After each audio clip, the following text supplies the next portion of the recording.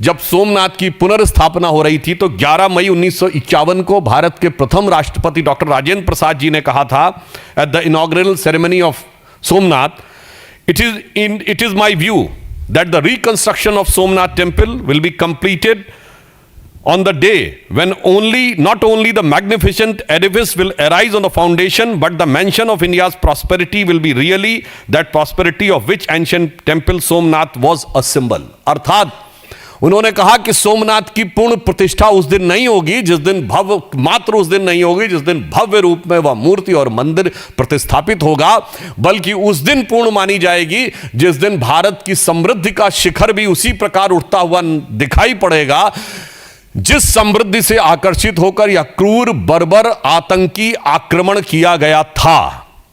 और आज 1000 वर्ष के बाद अगर हम देखें तो 1951 में सरदार पटेल के प्रयास से और जवाहरलाल नेहरू जी के पुरजोर विरोध के बावजूद प्रथम राष्ट्रपति डॉक्टर राजेंद्र प्रसाद जी की उपस्थिति में यह स्वप्न साकार हुआ था।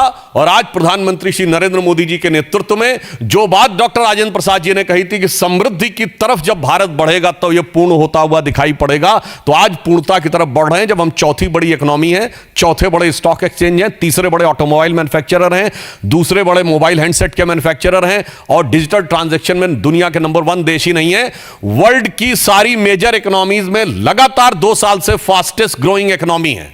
अर्थात जो सोमनाथ के संकल्प का विचार था वो आज चरितार्थ होता हुआ नजर आ रहा है। जो कुछ मोहम्मद गजनी ने किया सोमनाथ पे, वो तो केवल पैसा लूटने के लिए किया था, उसका कोई धार्मिक भावना से लेना देना नहीं था। और इतना ही नहीं, और इसका स्रोत कहां से आता है? पंडित जवाहरलाल नेहरू की डिस्कवरी ऑफ इंडिया। जो मूल एडिशन 1948 में छपा है उसमें 161 और बाद के एडिशन में 240 के आसपास आ जाता है, तो पेज नंबर वेरी कर सकता है, पर आप जाकर चेक कर सकते हैं। वो कहते हैं Mahmud was far more a warrior than a man of faith, like many other conquerors he used to exploit the name of religion for its conquest.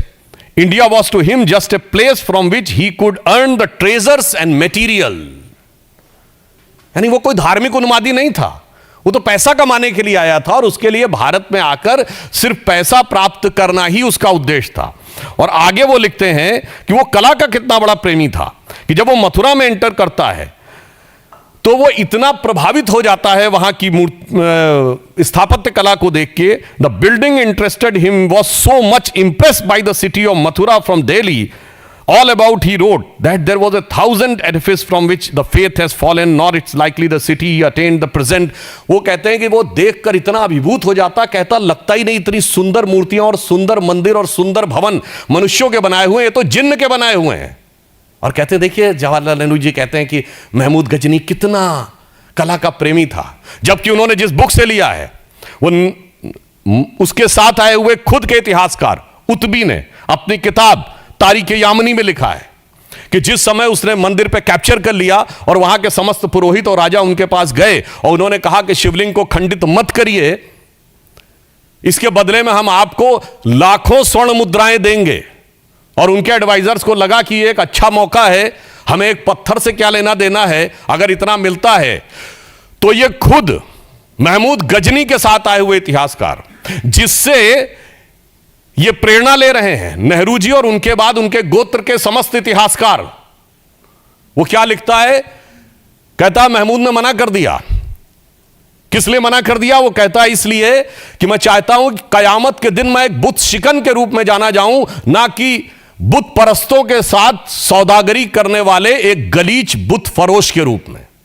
यानी शुद्ध हिंदी में कह देता हूं, अर्थात मैं चाहता हूं कि कयामत का दिन आए तो मेरी ख्याति हो कि मैंने मूर्ति भंजक के रूप में मेरी ख्याति हो, ना कि मूर्ति पूजकों के साथ सौदागरी व्यापार करने वाले एक नीच इंसान के रूप में। अब बताइए जितने लेफ्टिस्ट और ये सब समझाते हैं ये सारी थ्योरी डिमोलिश्ड जो उसी में लिखी हुई है, मगर इतिहास को कैसा डिस्टॉर्ट किया गया। और सुनिए जो नेहरू जी ने लिखा डिस्कवरी ऑफ इंडिया में, जो कहा गया कि वो बड़ा प्रेमी था, ठीक इसी किताब में, और ये n नंबर ऑफ रेफरेंसेस में बहुत लिखा गया है। History of India as told by various historians, इसमें है translation of Tarikul Yamini by of the Mahmud chronicles, उसमें भी लिखा है कि जैसे ही वो मथुरा में देखता, पहले तो बड़ा प्रभावित होता, फिर कहता सारे मंदिरों और बिल्डिंगों को नष्ट कर दो। और डिस्कवरी ऑफ इंडिया में वो सेंटेंस गायब। और इंटरप्रिटेशन ये कि वो तो बहुत बड़ा कला प्रेमी था। इसलिए आज भारत की अस्मिता के साथ हुए इस आघात और उसके साथ हुए इस घिनौने मजाक को याद रखने की आवश्यकता है।